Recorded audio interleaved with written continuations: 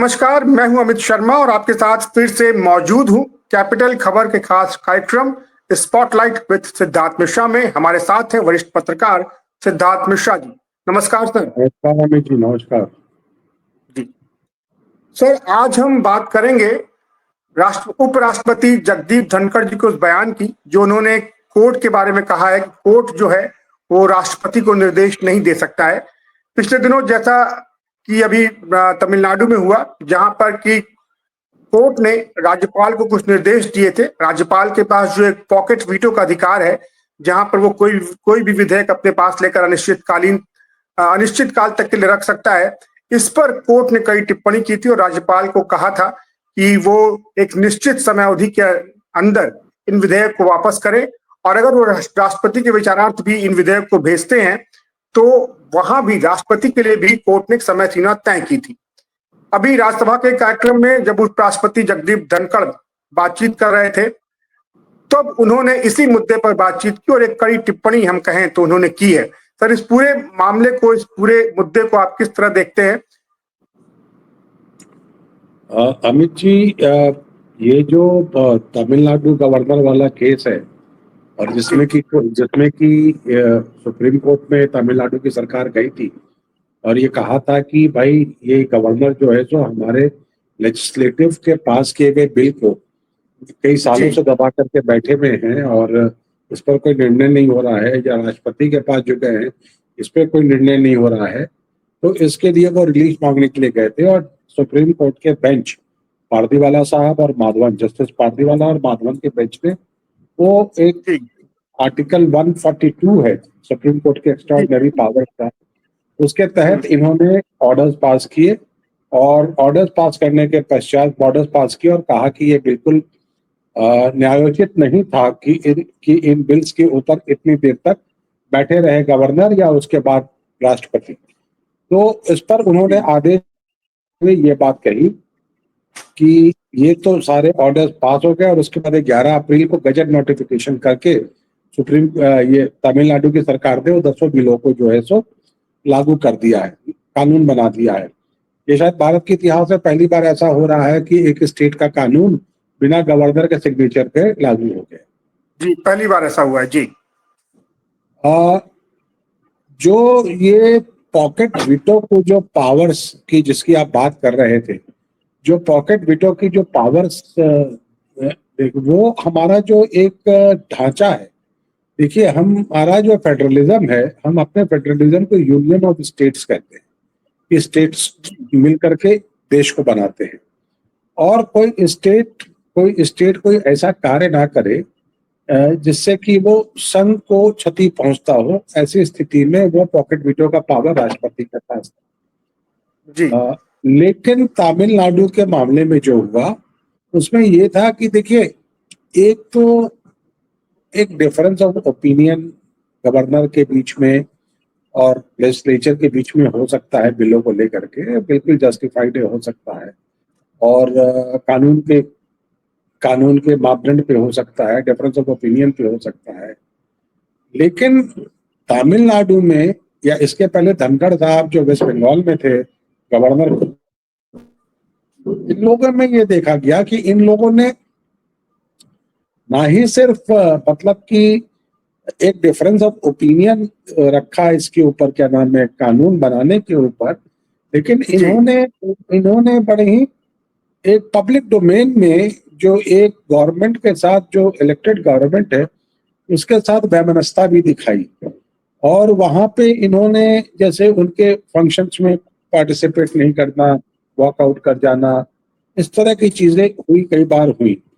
तो ये देख करके तो एक तो बिल्कुल ही ये साफ नजर आ गया था, जो नजर आया तमिलनाडु के केस में, जो बात बिल्कुल एस्टैब्लिश हो चुकी थी कि गवर्नर, देखिए कई बार आदमी ना अपने लक्षण से भी जाना जाता है, man is known by the actions, तो उनके पब्लिक डोमेन में जो एक्शंस थे उससे ये नजर आ रहा था कि ये जो लड़ाई है बिल को रोकने की, जो रोका है government, it is not out of any judicial और लॉ और any other merit, it is largely on the basis of, मतलब एक पॉलिटिकल एनोमेसिटी के रूप में, and working more as the agent of the centre, कि और सेंटर में एक अलग सरकार है, तमिलनाडु में दूसरे पार्टी की सरकार है, उसके एजेंट के रूप में काम कर रहे थे। ये एक बैकग्राउंड बन चुका था, ये एक परसेप्शन बन चुका था, और ये मामला जी सुप्रीम कोर्ट के सामने आया और सुप्रीम कोर्ट ने कहा कि कोई जस्टिफिकेशन नहीं है आपके पास कि इतने सालों तक आप बिल पर बैठे रहे, कोई इस पर निर्णय नहीं।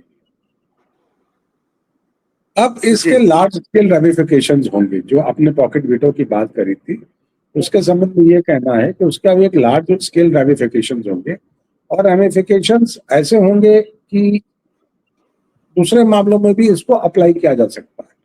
और जिसको लेकर के धनखड़ साहब ने बात उठाई है कि भाई आप प्रेसिडेंट के लिए डायरेक्शंस कैसे सेट कर सकते हैं कि 3 जी महीने के बिल्कुल। अंदर आप कोई निर्णय दीजिए, या गवर्नर, उस पर धनखड़ साहब ने बात उठाई है। लेकिन धनखड़ साहब ने जो बात उठाई है, अगेन गिवन हिज बैकग्राउंड, उनका जो रोल रहा था as a governor in West Bengal, उसको नजर में रखते हुए, उसको ध्यान में रखते हुए, और उसके बाद धनखड़ साहब का जो एक परफॉर्मेंस रहा है राज्यसभा के अंदर, जहां पर कि उनके खिलाफ आपको पता है कि नो कॉन्फिडेंस मोशन भी आ गया, कुछ उनकी दिनों पहले जाने के नोटिस बाद। आ गई थी। जी और तो उसके बाद उनके ऊपर भी ये उंगली उठेगी कि क्या इनका जो पूरा जो कॉल है, वो जो पूरा जो वो बात कह रहे हैं एक प्लेटफॉर्म पे कि जुडिशियल ओवररीच की जो बात कर रहे हैं, वो क्या किसी पॉलिटिकल भावना से प्रेरित नहीं है। ये सवाल तो उठेगा ही उठेगा इसके ऊपर, बिल्कुल। उठेगा, बिल्कुल उठेगा।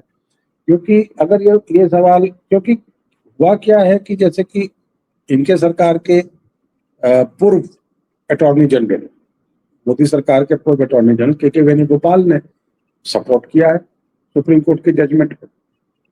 तो ऐसा नहीं है कि मतलब कि जो जुडिशियल मेरिट की बात जो है, किसी बड़े वकील ने, किसी भी बड़े जो निर्धारण के जो एस्टैब्लिश्ड लीगल माइंड्स हैं, उनमें से किसी ने भी सुप्रीम कोर्ट के जजमेंट को लॉ के मेरिट पे क्रिटिसाइज नहीं किया है। एक जी पॉलिटिकल व्यू पॉइंट है कि भाई जो जो जो उसको जिसको दमकर रख रहे हैं कि अगर ये सुप्रीम कोर्ट ही लेजिस्लेट करेगा और एग्जीक्यूटिव का रोल प्ले करेगा क्या, तो फिर लेजिस्लेचर और एग्जीक्यूटिव किस लिए है, व्हाई आर दे जी इलेक्टेड।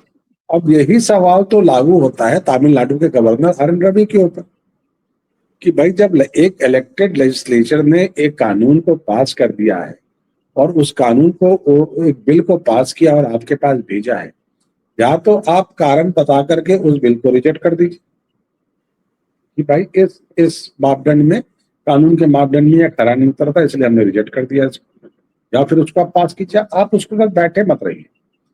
और रादर में यहाँ पर आजकल के कंटेक्स्ट में जो डिफरेंस ऑफ ओपिनियन चल रहे हैं, इसमें मैं एक एग्जाम्पल देना चाहूंगा,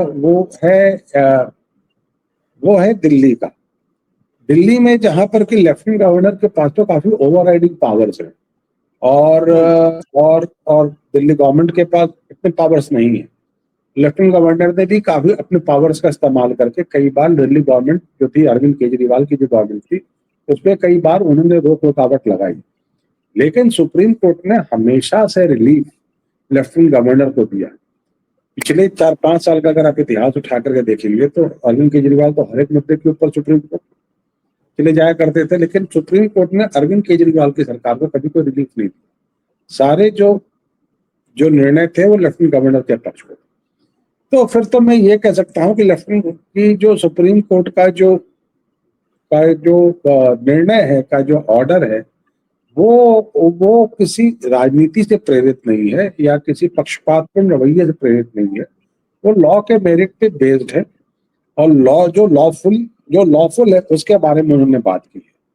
और मेरे ख्याल से अगर अगर सत्ता पक्ष को, भारतीय जनता पार्टी को अगर ये बात रखनी थी और अगर ये बात कहनी थी, तो मेरे ख्याल से उनको धनखड़ से एक बेहतर चेहरे की जरूरत थी इस बात को कहने के लिए, क्योंकि धनखड़ का चेहरा खुद ही बहुत, मतलब कि बहुत वो पक्षपातपूर्ण रवैये वाला व्यक्ति का चेहरा है।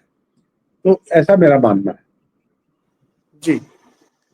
लेकिन सर एक बात जो इस पूरे मुद्दे में उठकर सामने आ रही है, जैसा आपने कहा भी कि हम एक संघीय ढांचे में हैं और उसमें शक्तियों का विभाजन है, तो संसद के पास अलग कार्य है और न्यायपालिका अलग कार्य करती है। तो इसमें जो ये जो अनुच्छेद 142 है, जो एक पूर्ण न्याय करने के लिए सुप्रीम कोर्ट को एक आदेश पास करने की शक्ति देता है, जिस पर धनखड़ जी ने भी सवाल उठाए हैं, इसे कैसे देखते हैं सर आप?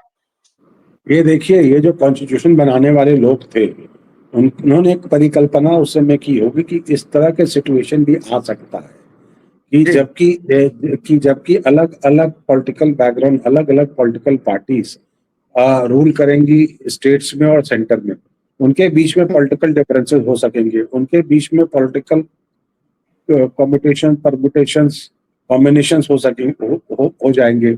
ऐसी स्थिति में कोई एक आर्बिट्रेटर तो चाहिए जो चीजों को, जो कि संघीय ढांचे को बरकरार रखे। और वो आर्बिट्रेटर का रोल, जो कॉन्स्टिट्यूशन बनाने वाले जो लोग जो थे, जो वो भी तो लॉ मेकर्स ही थे ना, वो भी तो लेजिस्लेटिव बॉडी थी। उन्होंने जो उसकी जो परिकल्पना की और वो जो फाइनल आर्बिट्रेशन का रोल उन्होंने सुप्रीम कोर्ट को सुपुर्द किया। और ये सुप्रीम कोर्ट की एक्स्ट्राऑर्डिनरी पावर्स हैं, और बिरले ही ऐसा सिचुएशन आता है कि बिल्कुल चीजें उस लेवल तक पहुंचती हैं। तो मेरे ख्याल से जो गवर्नर साहब जो थे, उनको पूरा राइट था कि वो बिल्स को रिजेक्ट करते, वापस भेजते, अपनी टिप्पणियां लिखते, कहते, लेकिन उन्होंने उसकी प्रैक्टिस नहीं की, क्योंकि कॉन्स्टिट्यूशन में ये भी प्रावधान है कि आप बिल को एक बार वापस भेज सकते, लेकिन दोबारा जब बिल आएगी तो आपको पास करना पड़ेगा। तो इसके अंदर बड़ा अच्छा ये प्रावधान आपको पता है, ये प्रेसिडेंट के लिए भी लागू होता है। तो ऐसे सिचुएशन में बड़ा अच्छा क्या बिल पे बैठे ही रहिए, कोई निर्णय ही मत लीजिए। जब आप बिल को वापस ही नहीं भेजेंगे रिजेक्ट करके, तो फिर बिल दोबारा आपके पास आएगी कैसे? ये राजनीतिक दांव पेच तो चल रही थी, इसके ऊपर आर्बिट्रेशन का रोल सुप्रीम कोर्ट ने प्ले किया है। और मेरे ख्याल से सुप्रीम कोर्ट का हमारे देश में स्ट्रांग होना बहुत जरूरी है, हमारे डेमोक्रेसी को मजबूत करने के लिए बहुत जरूरी है, हमारे संघीय ढांचे को बरकरार रखने के लिए बहुत जरूरी है। और जैसा मैंने कहा कि सुप्रीम कोर्ट का जो कुछ लोग लांछन लगा रहे हैं, यूट्यूब चैनल्स पे भी आ रही है कि कोई पक्षपातपूर्ण रवैया नहीं है, क्योंकि मैंने आपको एग्जाम्पल दिया कि सेंटर द्वारा appointed lieutenant governor of Delhi के मामले में सुप्रीम कोर्ट ने हमेशा लेफ्टिनेंट गवर्नर के पक्ष में निर्णय दिए, क्योंकि वहां पे राज्य सरकार ने लॉफुल तरीके से काम नहीं किया। जी, जी। तो कोर्ट ने इंटरफेयर किया इस मामले में, और ऐसा कम देखने में आता है कि कोर्ट जो आर्टिकल 142 का, अनुच्छेद 142 का इस्तेमाल करके न्याय देने के लिए अपनी एक सीमा से बाहर जाकर के बात करता है, जो इस मामले में हुई है। तो जो मौजूदा हालात हैं और जो मौजूदा स्थितियां हैं, उनको देखते हुए ही कोर्ट ने ये निर्णय लिया है, और इसी पर ये तमाम बातें, ये तमाम विवाद उठ रहा है। सर, बहुत बहुत धन्यवाद, आज आप हमसे जुड़े और इस महत्वपूर्ण मुद्दे पर आज आपने हमसे बात की और इसे और ज्यादा विस्तार से हमें समझाया। आगे भी हम और दूसरे मुद्दों पर बात करते रहेंगे। आज सर इतना ही, बहुत बहुत धन्यवाद आपका फिर से। थैंक